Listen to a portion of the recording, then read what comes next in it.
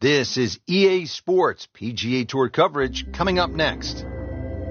Set in the Sonoran Desert and surrounded by the majestic McDowell Mountains, we're at the stadium course at TPC Scottsdale in Arizona.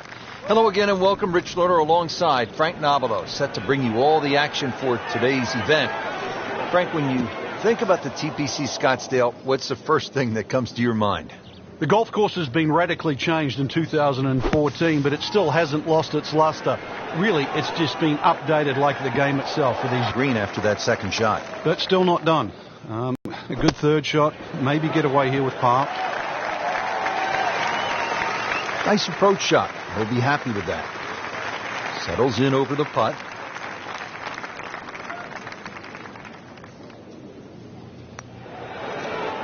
Ooh, so close.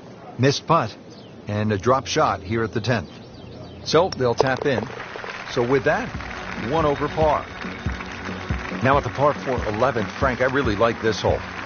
Well, you might be the only one, Rich, because this is an absolute scorecard wrecker. Water all the way down the left side. There's 2 bunkers. Don't worry about that. They're not off the tee. They're around the green. They protect the left front and the back. If you think you can bail out down the right side, well, you could find cactus and all sorts of crazy things down the right. And believe me, go down there, more than anything, they'll wreck your scorecard as well. Well, he'll have to get up and down from the bunker to save his par. Getting some sand in the shoes now. For a second straight hole, he's in the bunker. Great knees, great hands in this shot. Yeah, touch. You have to have that feel. You have something between the ball and the club face. So it's a different feel, but you also have to have imagination. 1 over for the day. Par 3 12th may not be as famous as the par 3 16th, but Frank, you think this may be a tougher and even better hole? We see more bogeys and double bogeys here on 12 than 16 will ever see, and courtesy of the water behind and to the right of the screen. If you're going to bail out, find one of those bunkers. A good bunker player obviously can get it up and down, but it's still no snack trying to record your par 3 at 12.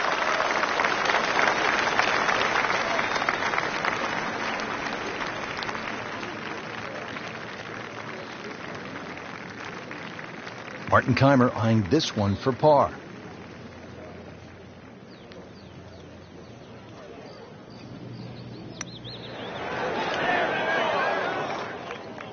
Frank, we see it every single round. These kind of putts determine whether it's a good score or an average score. Yeah, and just like that, a bogey. And does not feel like he deserves it. Slipping just a bit, another bogey, and now 2 over par.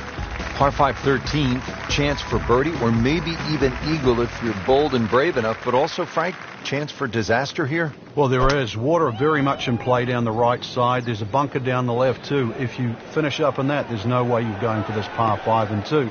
Then it becomes a little bit of a zigzag mission. The second shot either has to be hit down the right side, just skirting that bunker in the front, or it has to be all carry. Just in the first cut of rough, not a bad lie. The only issue is he might get a jumper here.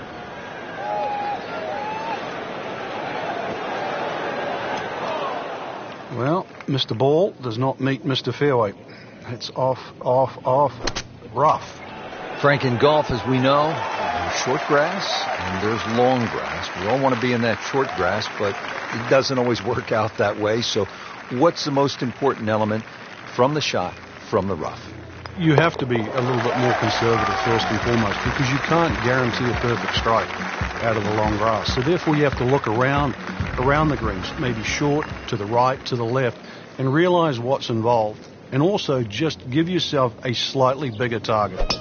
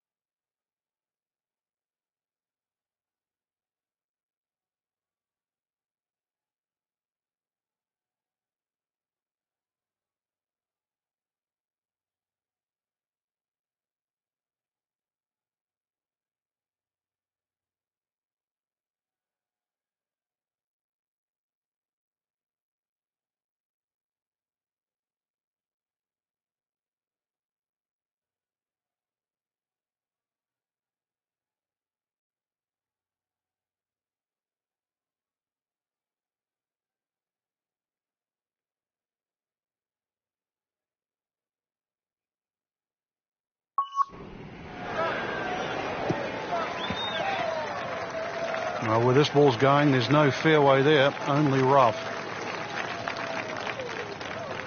Second shot coming out of the rough here. Headed for the bunker? Well, we've seen this before today, in the bunker. Looking to splash this softly onto the green. Oh, can't hide the flagstick from that man. Martin Kaymer, really smooth putting stroke. Won majors, won a Players with a hot putter. He's ready. All right, Frank, now the fun begins. We are teed up at the par 5 15th hole. Plenty to talk about here. Yeah, the fairway down the left side is anything other than straight. It's more like a shipwreck, the raggedness of it.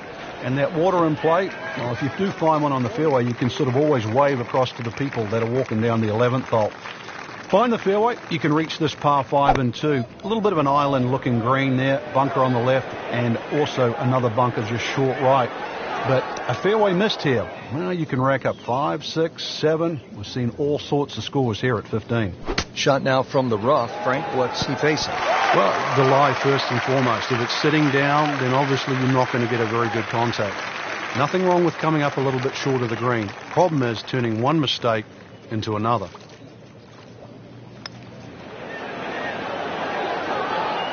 Well, you're not going to make that putt all the time, but you'd like to at least get it to the hole. If he keeps putting like that, he's going to be an announcer in no time. Frank, the one moment that sort of made the 16th hole what it is today would have to be Tiger's ace in 1997 here at the TPC Scottsdale when it was raining plastic cups. It was also his reaction, too, and that ushered in the Tiger Woods era that we became associated with, which is the fist-pumping, the Rory spectators. I mean, he was one of the few players that bridged the gap between spectator and golf course. And it still goes on till today. And I think Rory McILORY probably is the only other player that starts to broach that type of inside and outside atmosphere with golf. Still to this day, it's the loudest single moment that I can ever remember hearing on a golf course. Came to the putt, excited to make birdie. Now, settle for par. Yeah, a little change in the attitude right now. You've let one go. You've got to really knuckle down there and make sure you don't drop a shot. It's important this one goes in. So, 2 over par for the round. Frank, when you get to the 17th hole, we always recall maybe the single most bizarre shot in the history of golf.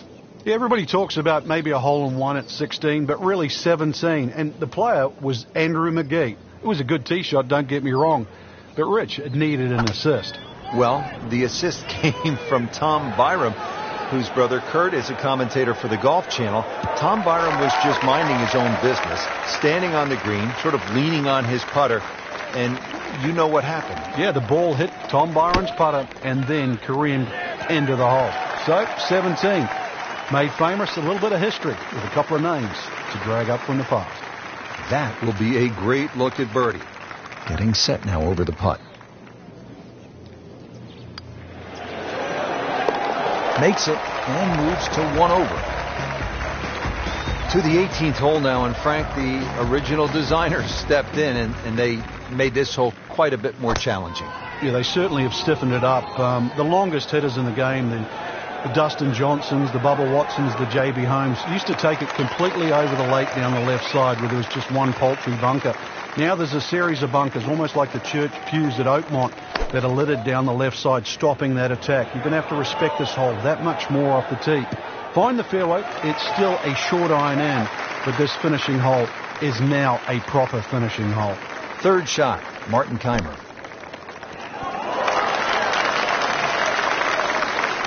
And he's made the green.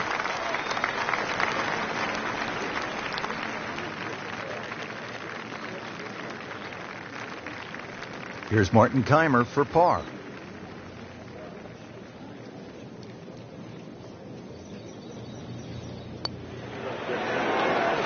That was a good-looking putt, just not falling right now. Sadly, he's going to be disappointed.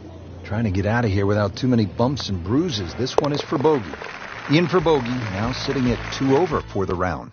Well, Frank, this day had a little bit of everything. I mean, you always catch your breath after a round at TPC Scottsdale because it's generally just so exciting, and today was no exception. Yeah, the atmosphere